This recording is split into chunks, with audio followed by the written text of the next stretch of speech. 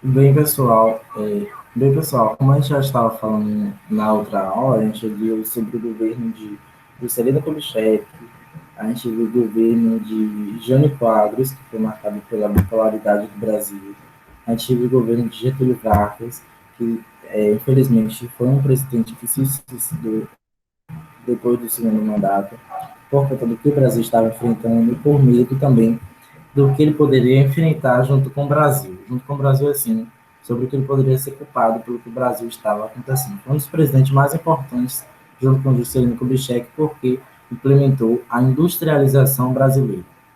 Se vocês quiserem pesquisar, a industrialização brasileira tem três etapas.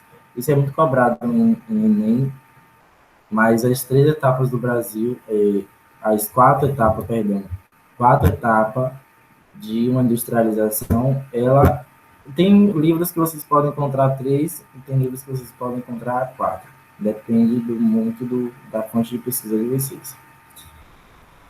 O que a gente vai aprender hoje é o governo de João Goulart. Foi exatamente um governo muito consistente, assim, foi muito conflituoso junto com o de Jânio Quadros. Esses dois governos que a gente falou, Jânio Quadros do outro governo, da outra aula que a gente falou, e agora João Goulart. São os dois mais conflituosos que o Brasil já teve no período, um período histórico marcante, que já estava acontecendo no contexto histórico que a gente entende que foi depois da Segunda Guerra Mundial, estava tendo a Guerra Fria. A gente sabe que foi a Guerra Fria, que foi com a Rússia contra os Estados Unidos. Então, eles entenderam que o Brasil também estava ainda nessas guerras. O Brasil ainda estavam eh, influenciados por essas guerras que estavam acontecendo. Tanto a Primeira Guerra Mundial, quanto a Segunda, quanto a Guerra Fria. Eles entendiam que o Brasil estava sendo influenciado por conta dessas guerras. Por que, professor? Porque, não sei se vocês lembram, mas nas primeiras aulas a gente falou que o governo de Juscelino Kubitschek e de Getúlio Vargas, e o anterior a Getúlio Vargas, eles se apropriaram das ideias dos Estados Unidos. Eles se juntaram aos Estados Unidos. Então, isso foi importante porque o que os Estados Unidos decidia, o Brasil também decidia. E até hoje é assim. O que os Estados Unidos implementa em governo, em presidente, o Brasil também implementa em governo e presidente. Igualzinho, sem tirar nem. Se vocês quiserem um exemplo mais atual, vocês podem pesquisar na internet a relação que Donald Trump tem com Bolsonaro e a relação que Barack Obama tem com Lula. Isso foi importante porque são relações assim que a gente não pode falar sobre aqui essa aula hoje, mas que vocês podem pesquisar e entender como o governo e a política do Brasil se assemelha muito com a política dos Estados Unidos. Isso foi importante porque aconteceu uma das coisas que o Brasil mais sofreu. O Brasil não entrou na Primeira Guerra nem na Segunda, mas sofreu a ditadura militar. A gente vai aprender um pouco sobre como se chegou à ditadura militar, mas exatamente foi, gente, por conta da crise. A crise que o Brasil estava enfrentando. A crise, assim, no sentido político mesmo. Parte era socialista, parte dizia que todo mundo tem que ter a sua forma de ganho, todo mundo tem que produzir, parte dizia que apenas quem produzia pode ter o seu ganho, apenas quem fez pode ter a sua forma de lucro. Isso é determinado por conta do capitalismo e do socialismo. São duas correntes econômicas muito importantes, se vocês quiserem pesquisar mais sobre a história deles, mas são duas correntes que baseiam o mundo. E naquela época o mundo era bipolar.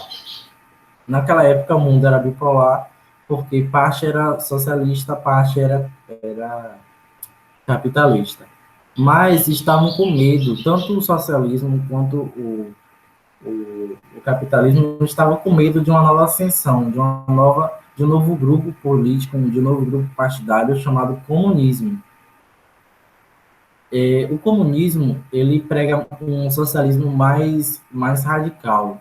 Ele fala que todo mundo, independente se você é professor, independente se você é médico, se você é gari, se você independente da sua profissão, todo mundo tem que ganhar apenas um salário e de diversas outras coisas que tenta enquadrar a sociedade como algo igual, como algo totalitário, como se eu não fosse diferente de nenhuma forma, de nenhum jeito de outras pessoas. Então, principalmente por conta da profissão. Essa era uma das formas de a gente entender um pouco sobre o comunismo. Só que o comunismo, gente, nunca existiu. O comunismo nunca existiu. Apenas existiu vertentes do comunismo, expressões que o comunismo tinha, mas na prática nunca existiu, só na teoria. Mesmo assim, o medo que o socialismo, tanto o socialismo quanto o capitalismo estavam tendo, era por conta do, dessa ascensão. Esse medo, essa forma de medo, poderia gerar uma terceira guerra mundial. E aí, para reprimir isso, a ONU, na verdade, os Estados Unidos, que estavam reunindo os outros países junto com a ONU, que assim, depois da Segunda Guerra Mundial, foi criada a Organização das Nações Unidas. E nessa ideia, para não gerar outras guerras, foi convocados que os países tinham que ter a sua repressão do comunismo. A política dos Estados Unidos reprimia o comunismo, mesmo ele não resistindo, mesmo ele não tendo a sua expressão na prática, apenas na teoria. Isso até hoje é uma disputa, é uma conversa que não vai chegar no consenso, porque como é que você vai combater uma coisa que ainda não existe? Você vai reprimir uma coisa que ainda não existe.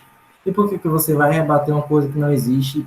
Será que ela tem um impacto maior? Será que ela tem uma forma maior de impacto? Então, isso era importante naquela época, em 1964.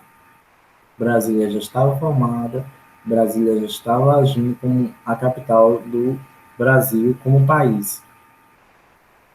Só que, gente, uma das coisas que foram levadas à ditadura militar, à intervenção militar, foi a bipolaridade do governo mesmo. Uns acreditavam que o presidente tinha que agir, que era João Goulart, outros acreditavam que o chefe de parlamento tinha que agir, que surgiu o parlamentarismo. Vocês podem olhar no livro de vocês. Só que isso era conflitante, isso era meio irreal para o presidente daquela época. Então eles queriam formular uma nova forma de política. Ao mesmo tempo que eles queriam formular, percebiam que isso ia gerar uma série de umas coisas que demandavam tempo, não era apenas em 4 anos que isso ia acontecer. Isso ia ser em outros mandatos de outras pessoas, de outros presidentes. O que foi que aconteceu? A intervenção militar. Os militares chegaram no poder, o chefe do exército, o chefe da marinha, o chefe da aeronáutica chegaram no poder, disseram que nenhum nem outro, nenhum governo de fulano, nenhum governo de ciclano ia agir, apenas o seu governo. Foi a intervenção militar, foi a cassação militar, por conta da influência que os outros países estavam tendo no Brasil. A gente tem livros, tem sites que vocês podem ver que dizem que foi a mando dos Estados Unidos. Os Estados Unidos mandou declarar a ditadura militar. Não vou falar muito sobre isso, não vou me estender muito sobre isso, porque vai provocar informações conflitantes na cabeça de vocês. Mas a ditadura militar foi uma intervenção militar mesmo, foi o militarismo praticando o governo, mesmo não entendendo como praticar o governo, mesmo não entendendo, mesmo não estudando como é estar em uma política. Então, isso foi conflitante, isso foi importante para que isso gerasse. Mas o que foi que ocorreu, professor? Vocês podem perguntar ao professor, à professora de geografia de vocês o que é reforma agrária. Professora, o que é a reforma agrária? Basicamente, como eu também faço parte do clube de geografia, eu posso responder que reforma agrária era uma forma de revolução que as pessoas estavam tentando ter, baseado na Constituição. Que a Constituição dizia que tal pedaço de terra era sua, mas na prática isso não era verdade. E assim, a reforma agrária, uma das coisas que estavam tendo impacto é que as pessoas que estavam plantando, as pessoas que estavam na agricultura do Brasil, elas tinham que ter a sua garantia, elas tinham que ter os seus direitos, elas tinham que ter sua carteira assinada, os seus direitos trabalhistas, tudo conforme a Constituição, nada fugindo da Constituição que o Brasil já tem. Porém, Isso se tornou tão expressante, tão maçante no Brasil. 170 greves dos agricultores, das pessoas que estavam no campo agrário, que estavam no campo rural, foi declarado 170 greves. Isso foi importante porque as greves estavam tendo um impacto maior do que o Brasil estava concebendo. Isso chegou em Brasília mesmo. Isso chegou na frente de Brasília, os manifestantes gritando: eu quero minha terra, eu quero meus direitos.